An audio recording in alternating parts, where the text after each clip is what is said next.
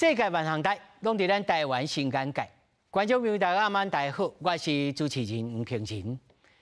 讲到美国总统川普甲习近平见面，咱讲到美国到底对咱是毋是真心？讲了飞天遁地归本机，偏偏延迟交武器，问伊敢会千军万马来救援？讲一句会考虑灵活应对。咱今仔日是与专家学者到阵来讨论。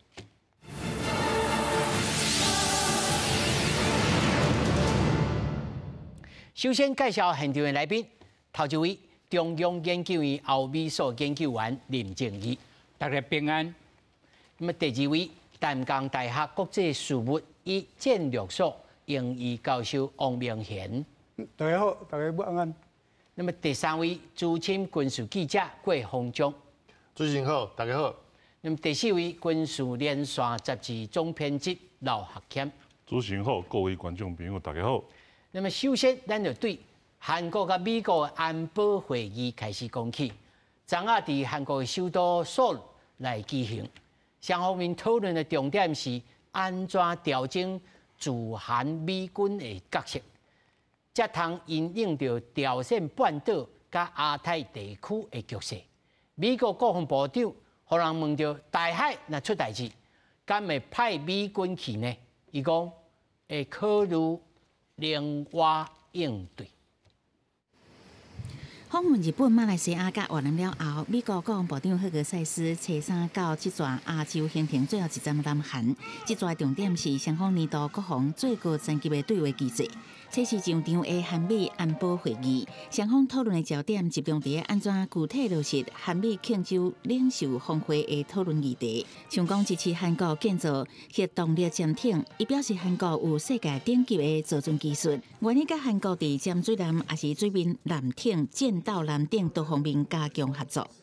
Korea has an incredible shipbuilding industry, which we look forward to partnering with a lot more, whether it's surface warfare or submarines. So there's going to be a great deal to be made, and I think it'll be mutually beneficial to both countries. 李在明政府把核子潜艇当作应对北韩、中国、罗西亚邻国威胁的一大武器，要拼2030年代完成第一架国艦。赫格塞斯国家南韩国防部长安奎博就移交战时作战指挥权，南韩增加国防预算的计划，提升驻韩美军战略灵活性的事项交换意见。会后双边记者会有记者问到，那台湾海峡发生危机的时阵，是不是会派遣驻韩美军？赫格塞斯的回答是会考虑灵活应对，暗过保护韩国免受有核武的北韩威胁，是目前当面的目标。But there's no doubt, flexibility for regional contingencies is something we would take a look at. But we are focused on standing by our allies here and ensuring the threat of the DPRK is not a threat to the Republic of Korea, and certainly continue to extend nuclear deterrence as we have before. 让八年两国防长前3个做伙去京畿道蒲州市的共同警备区视察。韩国国防部表示，这座访问有代表性甲宣示意义，展现坚定军事同盟甲联合防卫的决心。就伫赫格塞斯到板门店1点钟前，北韩各向黄海发射真侪粒火箭炮。公视新闻王慧文编译。咱头看这个新闻大吼，内面不管是这个 Trump， 还是这个 Harris， 因的国防部长吼，甲韩国人安怎，讲要支持因来建造的这个核子的这个唱水舰。其实吼，听起来咱有时候假错，吼，咱台湾的文明吼掌握，要做一台家己的唱水舰，就做甲安尼吼，爱讲真巴结。讲到讲会来千军万马来救援，伊讲我会灵活应对啊，灵活这拄啊好吼，台语嘛都要灵活啦，吼。老师，你认为吼？因为我听起来我的直觉吼，因为我无学你的这个训练，我的直觉是，伊嘛毋是讲伊绝对坏，但是有某一种考量，但这种考量可能是对习近平讲的。还是安怎？老师，你的解读是啥物？我是认为讲对这个韩国讲的是较大啦，吼。因为这个韩国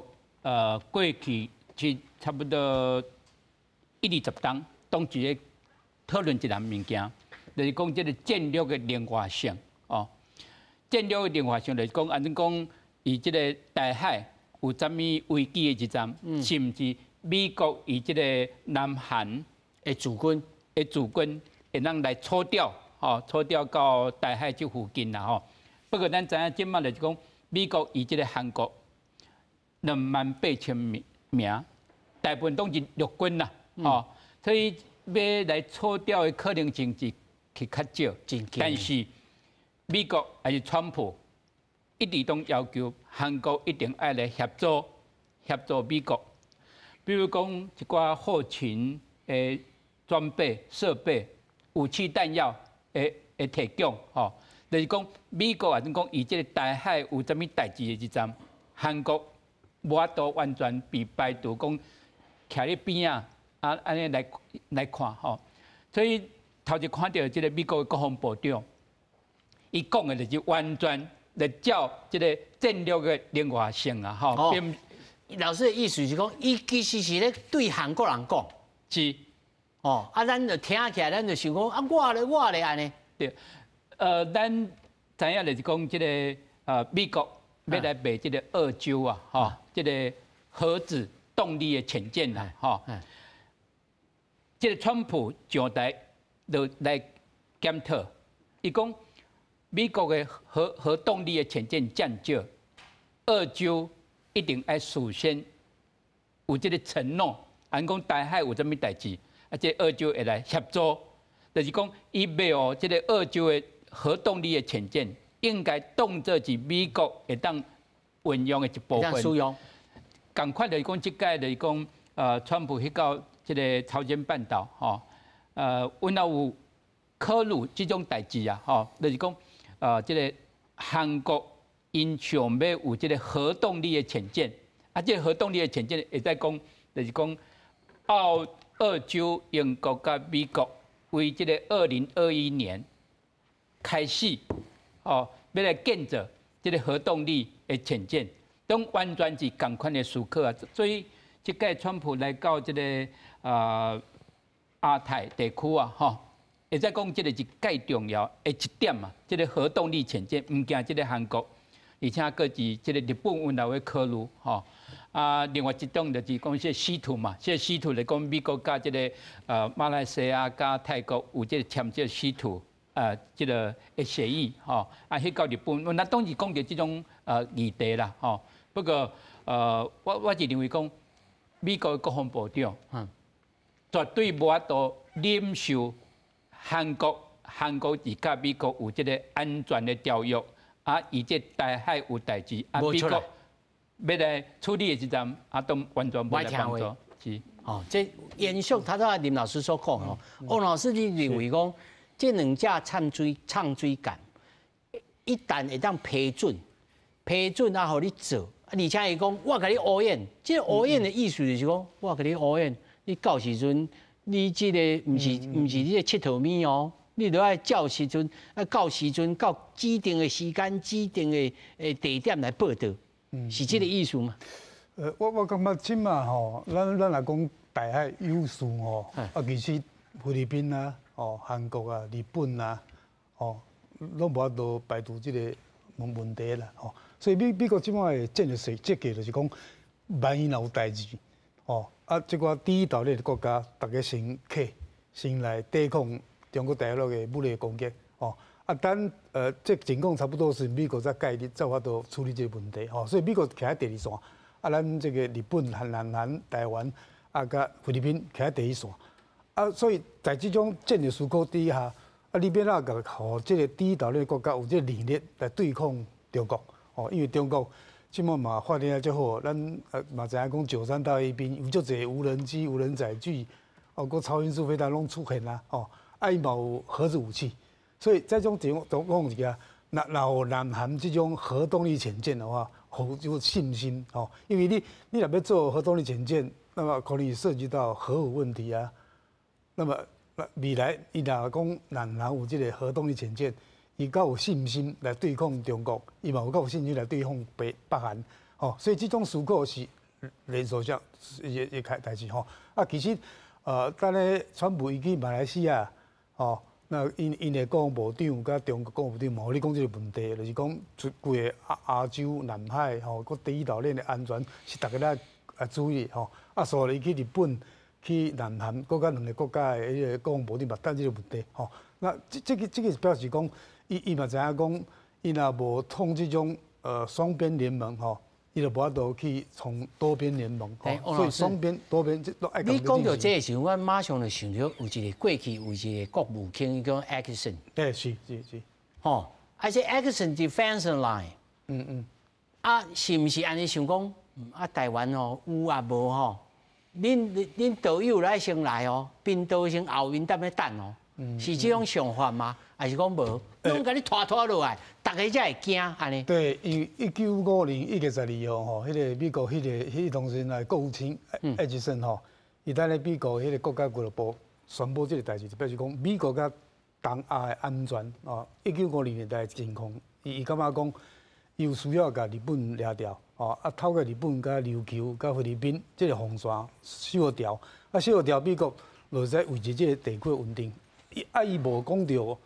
人你讲啦，伊无讲到台湾啊，无讲到台湾吼。啊，其实这是种战略模糊啦，战略模糊啦。为什么战略模糊呢？伊来讲那个南韩、北韩就开始咧做怪，伊来讲到台湾啊，大陆开始要出着代志。其实迄个时代哦，1950年时代，北韩准备要拍南韩哦，啊中国大陆还未开始，未开始，那件是甲6月25号吼，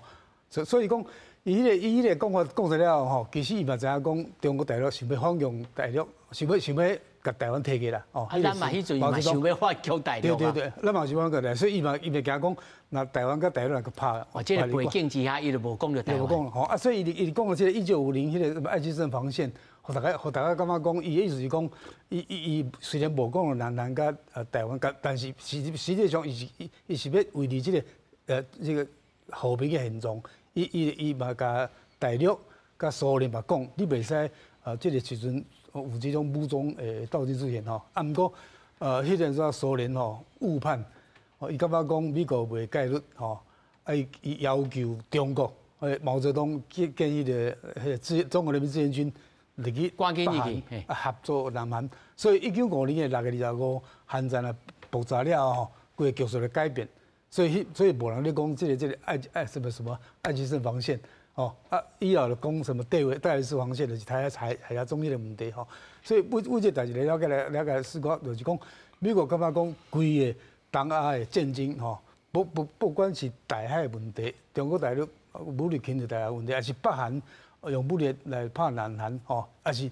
菲律宾甲中国在咧南海问题。这种问题一定要用这种集体安全的力量，哦，集体防卫力量才有来处理。那你若无用这种方式处理的话，会去互大陆各个击破。因为大陆即马甲这个俄罗斯，等咧日本海，等咧北极做巡逻，啊，大陆嘛等咧南海，哦，甲黄海、甲东海，拢有一寡军事活动。昨嘛听讲咱国防部发出通告。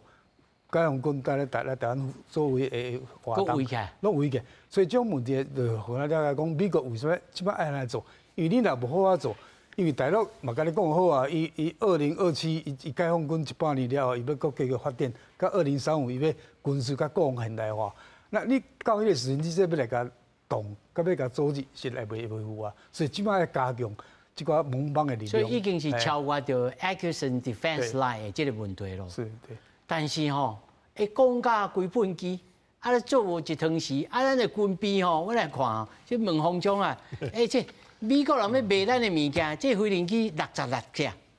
咱已经付钱付6成呢，啊，即嘛讲年底才要来10架，这10架可能明年才会来台湾哦。是，即嘛就是讲明年底进前有10架会飞来，所以就是。上紧啦，今年吼一拜啦，伊即摆毋敢讲吼，因为讲真诶 F16这后壁上尾批吼，不拉个70是其实是上尾批的意思啦，过来袂更较先进啦，吼 F16已经改甲已经无得改啊，无得改啦，更较要求更较悬诶个，叫伊买 F35啊啦，吼，伊这是调岗还是故意啦？安尼问啦？伊是无法度，安那无法度。因为 Lockheed Martin 吼，洛克希德马丁这个公司吼，伊虽然足大个，但是伊收购这个军工企业则做伙的时阵吼，伊上重要，什么上重要的产品是 F-35。啊，即马美国的政策是安尼，我对我真正的盟邦吼，有真正有外交关系，啊，佫是马子的吼，韩国嘛好，日本嘛好，吼，甚至讲进前伊要救的 Turkey 吼，救入来，伊嘛讲我35买你，吼，甚至印度嘛甲讲，你说35买你，你莫买罗西亚的吼，安尼变做一个bargain chip， 给我含咧讲交的时阵，我跌落吼。比如讲啊，1万美金安尼跌落意思啦，吼，你算牌啊是安尼吼。那你1万块代表那有算啥？吼啊，这个时阵变成 F-35是伊上好的产品的时阵，伊有战略的影响力的时阵，伊要卖 F-35就是卖上好的兄弟我卖你。但是伊要求生产的时阵是这上紧、上要求上悬，紧生产所谓力吼。石手吼，工人吼，拢去啊生产，啊因佮甲 F-16的产线吼，为本来是德州对无，甲刷去 Greensboro， 佮另外一州Georgia迄边，啊迄边刷去佮延期，啊佮拄着疫情，规个工人有诶拢破病，有诶无倒来，啊有诶就退休啊，吼，啊变做讲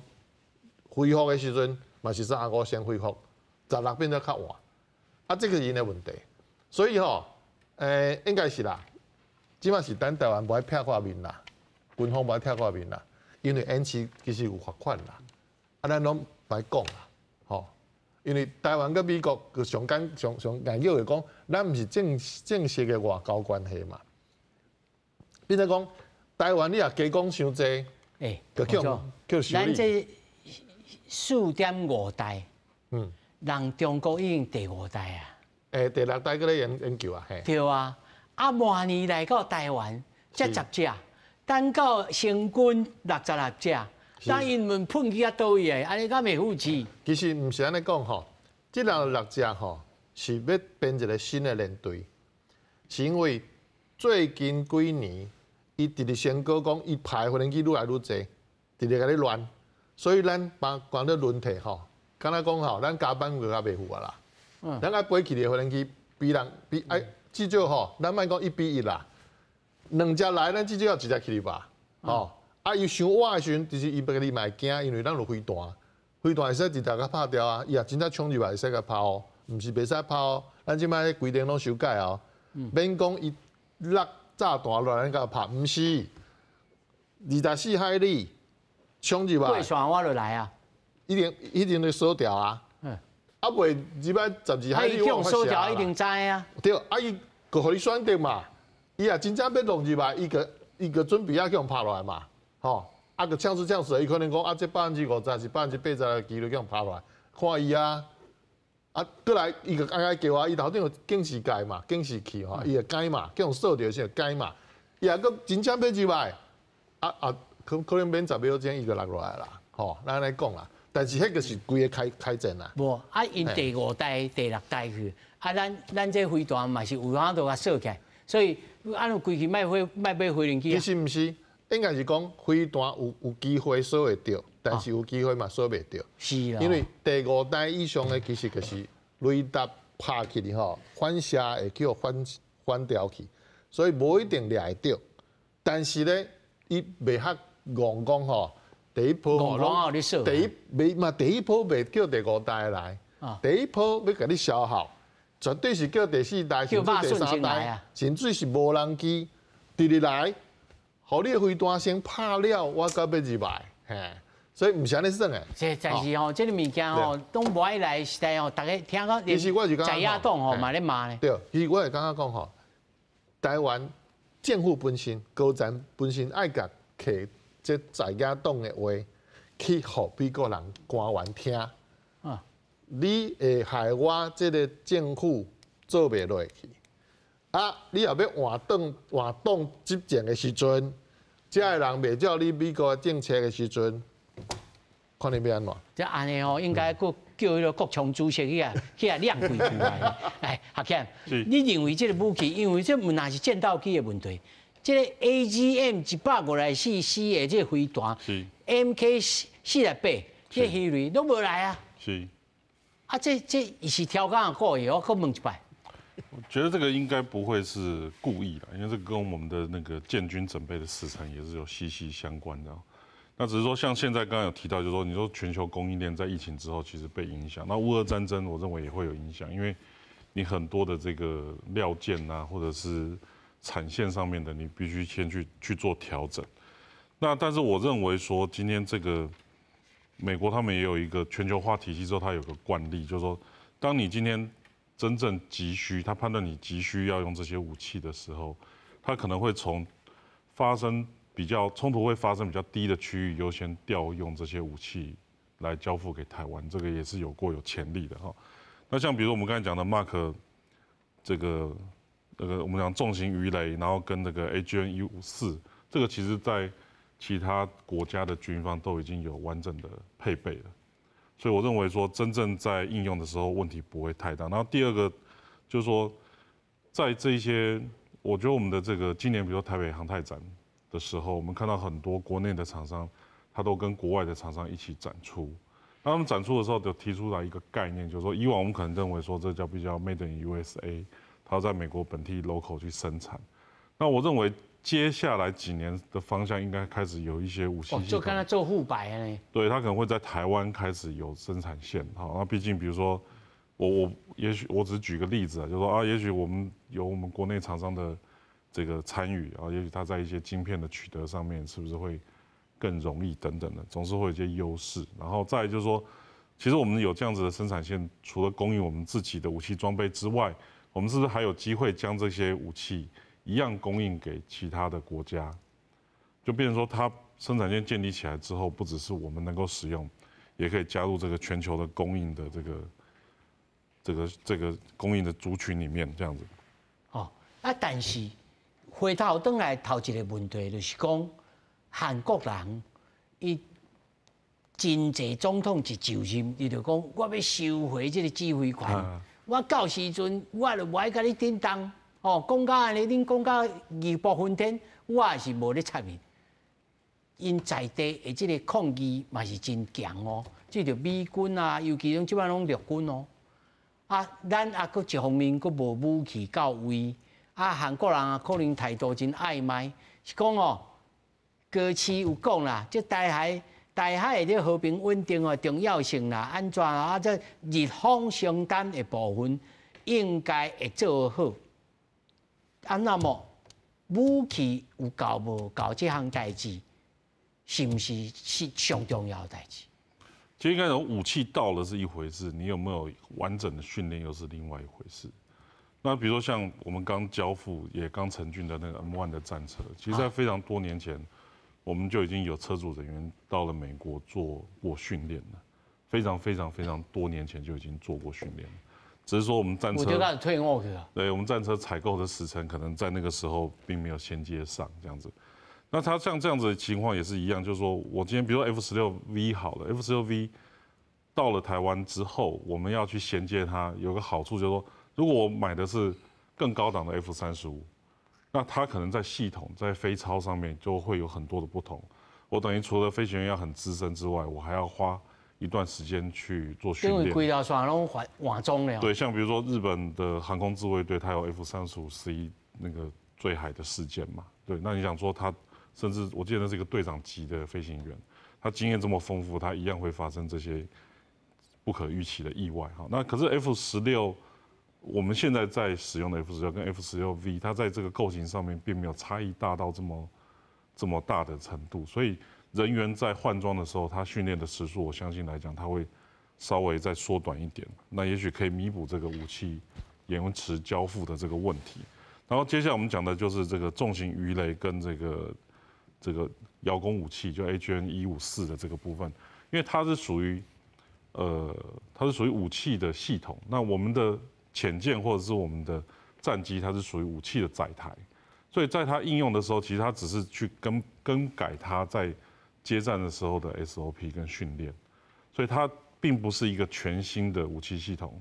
而是你要从维保、从它的这个武器的操作等等的，从头到尾都要重新建立。所以我觉得它在这个东西、这个影响上面、层面上面，并没有这么的高。啊，学长啊，问恁一个较内行的问题，就是讲，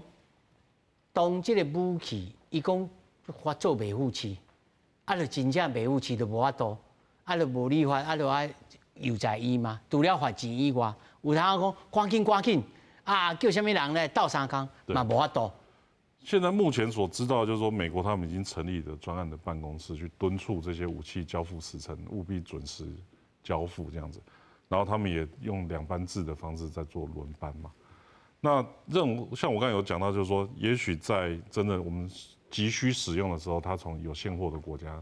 直接调来交付给台湾，我觉得这也是不无可能的一个方式。哦，这武器租借这个法案里面，也有可能会当用安尼吗？对，像比如说乌克兰战场上面使用的弹药，其实它也是从北约，对，从北约国家、其他国家的弹药库我把这个155公里的弹药先借多少吨或多少枚，我先去支援那边的战场。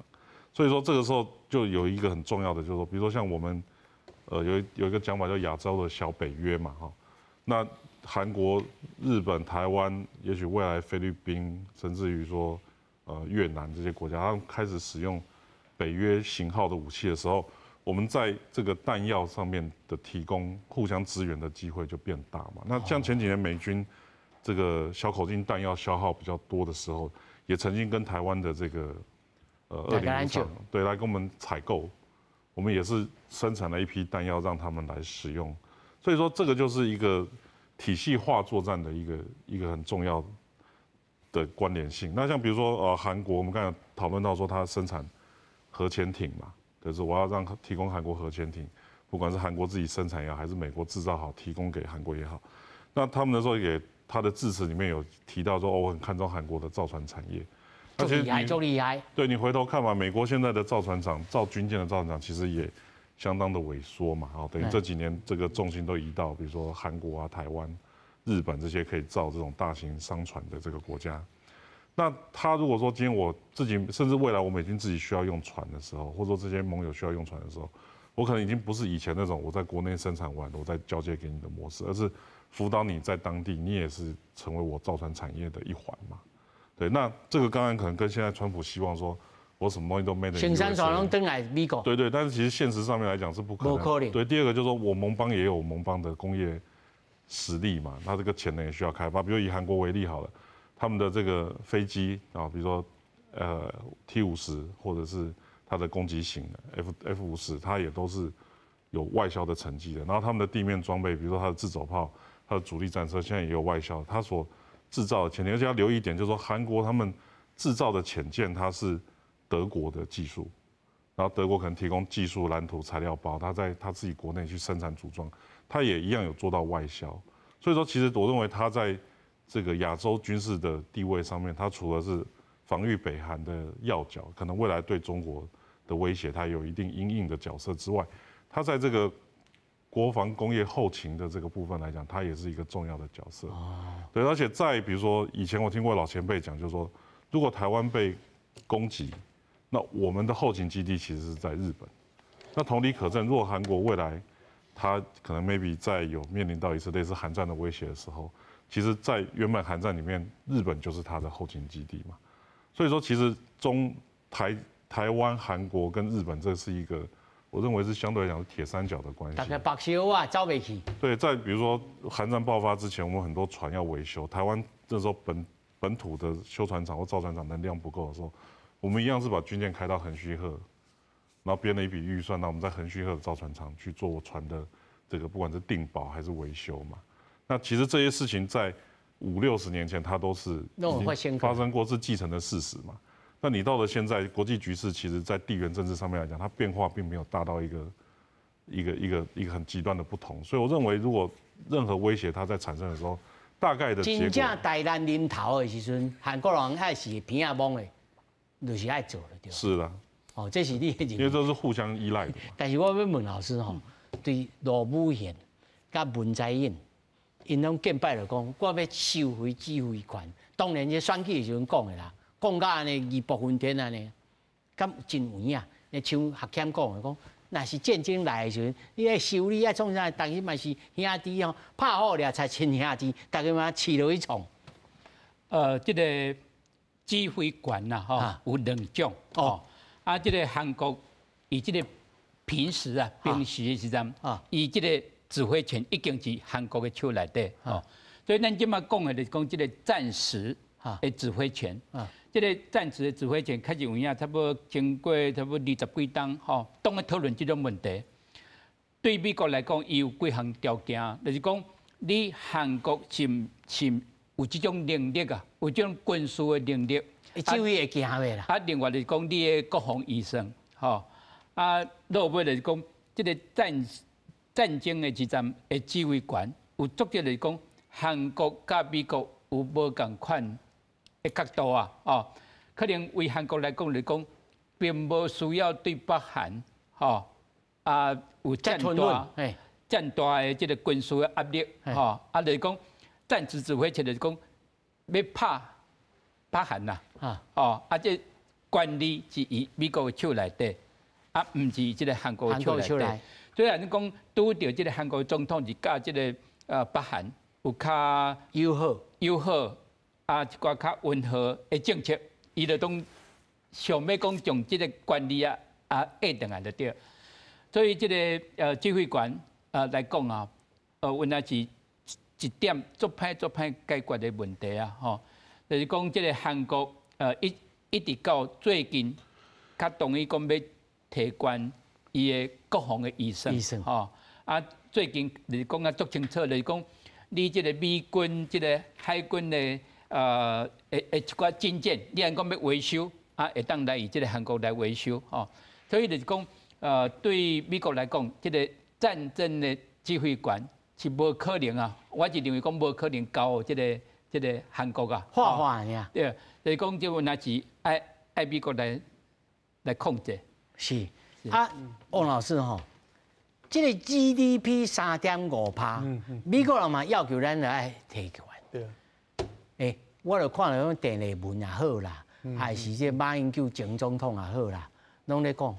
因遮大着，你提升到3.5%，有是啥物作用？你嘛是足少呀。这思维要安怎来对话？要安怎来破解？还是讲对，伊讲的对呢？安怎来想？因为美国为不管是奥巴马还是拜登还是川普，因为你讲你要用实力来换取和平。你这个实力是什么种？实力有硬实力、软实力嘛。你国防预算，你的军队就是硬实力嘛。你的软实力就是要参加国际社会，甲人沟通、甲人谈判。所以这必须要同步进行今年咱的迄个布鲁塞尔北约有迄个高峰会议嘛，伊嘛决定，甲2036年伊要增加因的国防预算甲5%毋过伊5%内底有3.5%是直接投资国防宣传设备，1.5%是甲国防有关的一寡代志所以某种程度你要愿意提供你的国防预算，这是讲你的决心的表示，因为代志足危险的中国发展嘛足紧的俄罗斯咱咧欧洲的影响嘛足大，所以你增加国防预算是种你要保护你家国家所以咱即马表达咱要为2.5甲3以后甲5%，就表示讲咱有这个想法要增加咱的国防预算另外咱嘛了解讲，因为中国一直增加伊的国防预算，一直无放弃要不离万代在这个情况底下，咱无增加敢袂使，就是讲这种相对的啦，相对的概念即摆有人讲你增加无路用啦，毋过你若无增加，难道有路用还是无？就是讲这种问题，你袂使讲敌人若无做咱就歹做。老师的意思是讲，咱是甲习近平讲，阮无要增加你也减，敢有法度安尼甲讲？因为大家都讲，即摆两岸咧军备竞赛，问题是讲是中国一直增加伊的国防预算啦。伊10年来来讲每年。咱会当拜托这个电主席去甲习主席讲，我卖增加，因为反正我即摆多数嘛，我卖增加，你也减，你敢我看？伊即马国民党即马新的主席就讲啦，讲啊中国派伊的飞行机来台湾是要保护台湾，啊，这种大家使接受？因为咱台湾咱是主权独立国家，咱中华民国啊，咱的领海12海里，咱的领土20海里，咱的经济法益，伊袂使来甲咱骚扰。啊，咱的航空公司袂出面，袂使甲咱创啊。伊敢敢去日本，敢敢去菲律宾，敢敢去其他国家做代志，无会使啊。所以我讲。中国就感觉啊，一个中国，咱是伊的，所以伊就做这代志。啊，不过咱嘛了解讲，咱甲全世界知影讲，咱是主权独立国家，咱就家己国防，咱来守护咱的那个领海甲领空。所以这个情况底下，咱增加咱的国防预算是为了咱的安全。你袂使讲，甲咱的安全寄放到对方的善意，就是讲中国到即下无咧放弃不离反台，伊要继续做啊。所以在这种情况之下，你也无甲其他国家同齐合作。共同来加强咱的核子力量，你就无法度从。啊，另外一点最重要是讲，因为你的国防实力强，你以后甲中国来谈判，你才有筹码。你表示讲你有一个能力甲谈，你若无能力，伊袂甲你讲啊，你就直接甲你拍落啊嘛。所以这部分最重要。所以你有实力，才有度达到和平。这个实力，要真正实力，袂使讲。无有实力，同款军购的这个议题吼，我要请教洪忠吼，一本杂志叫《Political》，伊内面就写，讲美国的这个即马叫战争部长啦吼，讲哦要邀请国防产业的高阶主管宣布调整5角大厦吼，因的这个军售的事务系统，要军售部门要来改革，有可能要加速武器的出口。哦，可能生产线，我国家要投资，哦，还是讲你就爱甲特别来创一条线，我完全这条钱互你赚。啊，台湾军购有可能得到解决，尤其亲像他学检所讲，就讲来直接去海外去投资，卖咱们内面的543，敢有这个可能性？我感觉是有，因为这过去吼，这款政策主要就是美国国内来先决定。美国国内也无共识吼，你台湾人搁安怎想吼？因为尤其迄个物件是伫为美国生产，吼，就算有别国的零件啦，吼来遮做，上尾组成这个动作是伫美国完成的嘛。所以你更较重要就是讲，无论你是飞弹也好啦，是迄个上水用的这鱼类吼，还是讲你战机，拢共款。无论要做啥，对伊美国出去，伊才有法度控制嘛。吼，伊嘛要求讲买到的国家就咱台湾，也要求咱是用伫倒位。你袂使讲我随便互别人吼，讲啊，菲律宾最近安怎含中共安怎吼，啊咱甲偷弄100粒飞弹互伊嘛袂使。所以你这先修啊好，啊过来，美国人会看你国内政治，你台湾国内政治的问题，啊足无稳定的时阵。什么也袂答应你，我讲真诶，吼，所以你讲拄则种来讲，这郑主席吼，国民党诶，伊安怎画，其实吼，毋是甲讲什么欧洲诶吼代表处讲最近拢无啥要甲见吼，毋是甲安尼尔 ，AIT 你看即几工有出声无？无出声才是恐怖，无出声才是恐怖，伊也现出声顶都无代志啊。吼，现个讲拍牌出来，讲好啦，安尼，咱啉咖啡啦，吼，食一个点心吼，开讲就好，无讲意思是可能门国无要开啊，吼，美国这个门无要开，你国民党主席吼，你搁讲什么治美控制这款美国，伊就讲，我有法度来 balance 啦。我摕中共来去 balance 你美国，这行啦，够有可能凭你要这行美国，你国民党你想看卖，你顶头搁去想看卖咧，吼，你党内当偌济，我讲有读册的人吼，含美国人会使卖来往无？你顶头搁想看卖。这小咱战略的问题吼，啊，国家政策的策略，我来小咱来请王老师甲林老师来讲吼。但是我想到吼，咱一直在军售顶头，在军事有一个想法叫不对称，吼。啊，今年我看到这个国防部长吼，这预算吼提到1条去，这个不对称的作战吼，啊，甲作战的韧性吼，伊讲主要的特别预算要聚焦在不对称的战略甲防卫韧性，包括商用哦军用的常规无人机、无人艇。学欠你甲咱解说，什么叫做商业用的商用，而且军用的常规，这是什么意思啊？它的商规无人机其实概念很简单的，你把它想象成我们市售无人机的规格嘛。好，那为什么叫市售？什么叫商用或市售无人机规格？就是说，不是上山边啊，四寿山哦。不是，就是市面上咧卖啦，卖对的。啊，因为比如说我们讲民用好了，这样大家比较好理解。我们讲民用的规格，比如说举例好像船舰，我今天如果要造一艘军规的船舰，我在船上所有的线路。所有的这个防水隔门，我的规划都不一样，我那个造船成本是一直往上翻。那我还要考虑到它被攻击之后，它会不会抗损坏的能力，然后进水了，我可不可以控制这个进水？然后我要有人员的编组，去救火的去救火，去堵漏的去堵漏。所以我这艘船的建造成本就会节节的升高。好，那飞机啊等等的概念都是一样。好，那什么叫做？就是我们讲说这个商规的军用或商规无人机转成军用，就是我这个无人机我不需要它要有什么10个小时的航程，我不需要它有什么1000公斤的筹载量，怕派的准刷，对，我不需要它有什么很了不起的观瞄系统，这些都有很多不同层次的产品嘛，好，比如说美国有全球鹰，那个是侦察战略的，我有这个死神无人机，好，我这个是可能是做巡航兼做打击之用。那现在的商规无人机，比如说像我们已经看到有军方有展出4轴的小型的多旋翼的这个无人机，它很简单的，我平常放出去，我可能有一个征收单位，我把它放出去，它就跟你的这个操作者之间有连线，我可能把即时影像传回来。以前我们的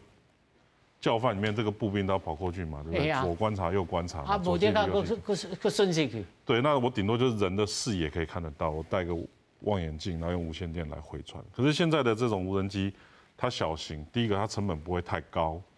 第二个它的损害，比如说它被击落或者是没有讯号坠毁，这个损失我们不会太介意。第三个，它没有人命的问题。所以当它升空之后，放到比如说3公里、5公里之外，那已经几乎，尤其在有地形或者是地障遮蔽的情况之下，它已经超越我人视野可以看到的范围。我可以获得情资啊，我们前面有部队集结，或前面有迫炮阵地，那我这个部队指挥官，我就可以采取一些新的这个，就是也许我可以呼叫炮火去轰击它，或者我可以叫空中支援先去消灭这个阵地，或者说它是一个敌情，我可以警告友军。那这个东西我们把它衍生成，比如说无人的车辆可不可以？可以的。哦。对，比如说我有个小。变来讲来吼，我就想到讲最近有一条新闻，美国用这无人机监控这哈马斯。对。吼，去看到这哈马斯这样劫持。是。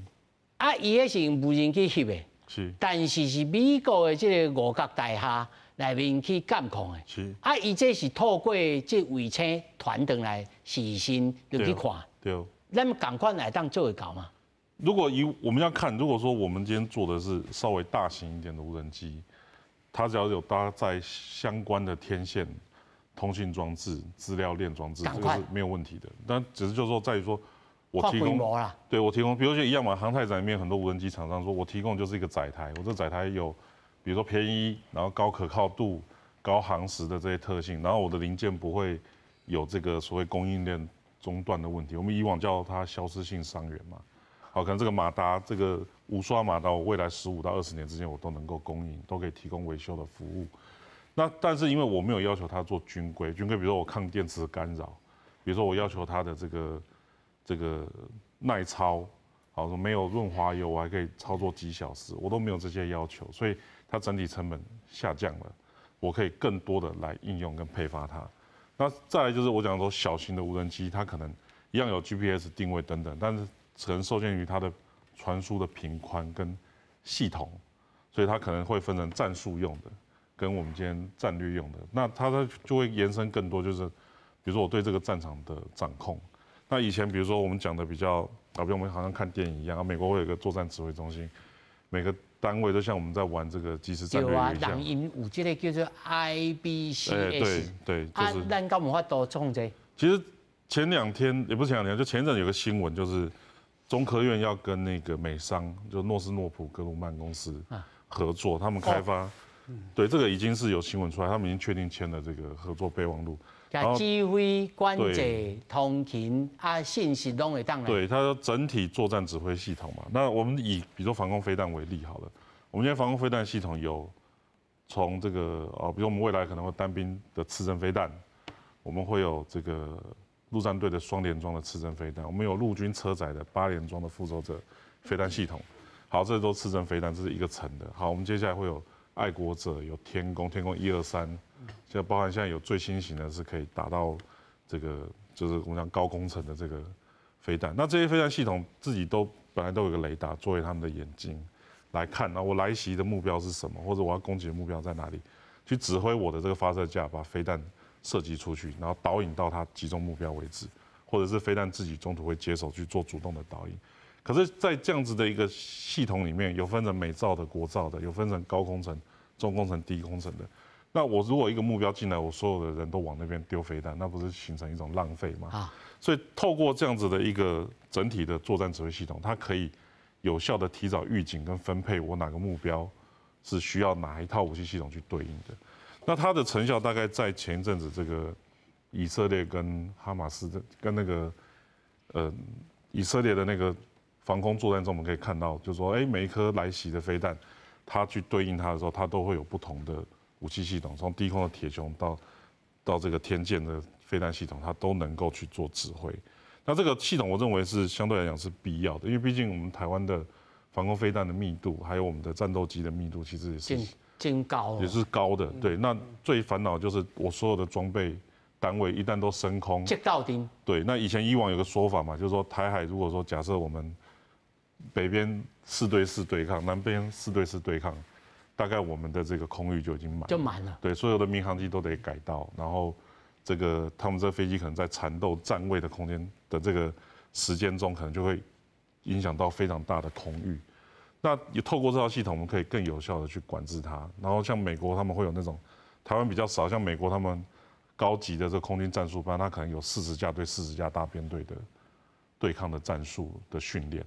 那以往我们空域因为比较狭小，所以我们空军不太会做到这么大机队。可未来任务会越来越复杂，比如说有掩护这个进攻机群的，有这个如何去迎战别人的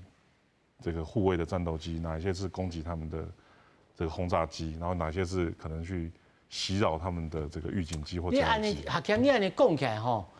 这应该就唔那是干那是战略性的这个目的吼，就是讲。你既然有这个军队，要做啊，甲做较好啊，哪有可能讲啊放的做较无咱无理？安尼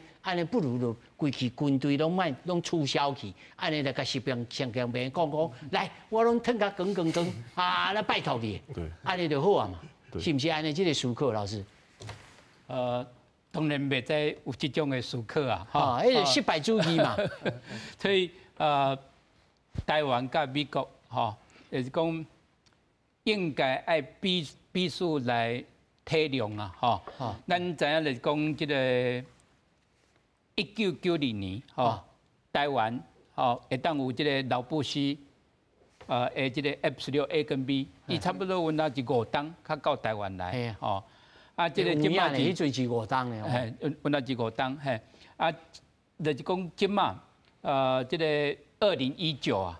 开始到今嘛，差不多。6吨啦，6吨但是头一拢有讲到，就是讲有什么款的原因啦，就是讲这个生产线德州搬去到这个 South Carolina 这个延宕啦。不过这个拜登开始就对台湾有这种免费的军事的援助啊，这个原来是对咱来讲啊，全国开天头一摆，原来是几啊百亿。的代票啦，所以就讲虽然讲是延宕啦，但是讲咱并唔是讲遐钱完全都是了去，其实美国那是做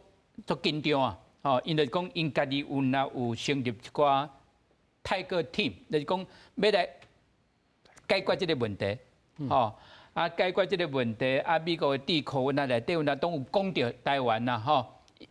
已经有需要的武器，但是无法度啊来送到，所以就是讲未来这几档啊，我感觉是介重要，就是讲台湾甲美国共同来发展，共同来生产一寡这个无人的系统啊，这个是今年吼即马这个川普伊在12月以前。一定会当来签署哦，叫做国防授权法案啦，吼，就是讲以这个内底一定有讲到台湾甲美国，无论以这个电子啊、人工智慧啊，安那来协助两方面，吼，唔惊美国协助台湾，台湾那要协助这个美国共同来生产。今年的9月9月初，这个参议院，这个主席这个威克。伊就来到这台北，因为有讲到这个代志，吼，所以就讲过来就是讲美国甲台湾，美国甲其他国家，当时将这个代志，台湾的安全当作是介重要、第一优先啦，吼。只不过伊有当无讲出来，有当就是讲慢慢，有当就是讲点点仔做，安尼。老师，我常常袂记，一直要甲你问者，你认为川普摕迄张？互习近平看啊，两个笑笑，哎，迄是摕什么物件？我开始写政批讲，我暗时来啉只咖啡，安尼吗？我开始唔知影，阮那即个报纸阮那都笑安尼这报纸阮那一拢无讲到，但是习近平伊的反应啊，吼，应该是较轻松的一寡议题啊。I know you're fake，我知影你是假报的。就是讲即个川普。伊最近有讲到，美国甲中国的关系足重要，叫做 G2 啊，吼，G2 啊，就是讲两个国家，差不多20当前，即个胡锦涛，即阵有人讲到这 G2，即中国来讲无，吼，中国抑个无到即个程度，会当有即种 G2 甲美国平起平坐。不过即马会再讲就是讲，美国甲中国两个当是老大啦。哦，不过中国的老大有点仔是这个南方全球南方，还是这黑帮的老大。哦，美国是有足侪这民主的国家来斗相共。哦，所以两个国家无论是用什么款军事，还是经济，还是稀土，哦，还是这晶片，拢是对对方来讲是足重要的种的条件。是王老师，川普。接受这 CBS， 这60 minutes 的访问，伊讲，伊清脆甲我讲，伊袂拍中国，伊中国袂来拍台湾。那么这个挂保证落去了，是毋是会因此来对着台湾的援助决心也好，实际也好，来减价甲降价呢？敢会安尼？因为迄个川普吼，伊种代志嘛讲起来，伊讲那伊若做总统，2022年，迄个俄罗斯无飞去拍迄个乌克兰嘛，伊意思是讲，我做总统，战争袂发生，所以即摆定下咧讲，伊甲6项迄个国家的冲突都甲从平去吼，伊个泰国甲柬埔寨吼，也是两亚战争，伊拢从吼，伊的想法是讲。我做总统，伊挂保证，吼，所以伊即摆嘛是往即个态度，甲 CBS 的主持人讲，伊甲习近平拢有一个默契。我做总统期间，譬如讲2025甲2029，吼，这期间你绝对袂使动，你咧动你就对我无民主。就意思讲，伊会保证袂发生战争，吼但是咱也了解讲，这是美国单方面咧讲的。中国敢会听你话讲，就无发生战争，还是袂冲突，伊嘛会做这个代志啊。所以咱来思考讲，当时迄个川普讲这代志啊吼，咱来甲美国更加爱甲伊沟通、甲伊交流、甲伊了解讲，台美共同来捍卫这个东亚和平，互台海无代志。那你来甲台海无代志，东亚就无代志，日本就无代志，菲律宾就大家拢无代志啊。所以变咱有台海无代志，就讲咱加强甲咱的合作。拄啊，大家咧讲加强咱的迄个不对称作战，还是迄个防卫韧性。其实这是一个思考，就是讲以后台美之间，不管高科技，还是无人机，也是这种军工复合体，会使做这种军民两用，也是所谓军民融合这种代志，就是讲，甲民间的、甲国防、甲立斗阵，互咱台湾变做美国全球迄个国防供应链的一个部分，就是讲，咱会使甲合作去做这个代志吼。啊，我即马是要了解，互大家知影讲，为什么即马大家咧批评讲 F16B 吼，就是 F16B 来不来？因为咱了解讲，这个问题，咱有看报纸来去分析，就了解讲，洛克希德马丁公司伊嘛咧讲吼，到即马为止，有135架飞行机无法度交袂出来，就表示讲，伊的市场是全世界。啊，即马2020年，到即马有29个国家用 F16这个系列，一直在讲我，拢共有3100架。我举一个，斯洛伐克甲美国买 F16吼，B 吼，14架，去年才交。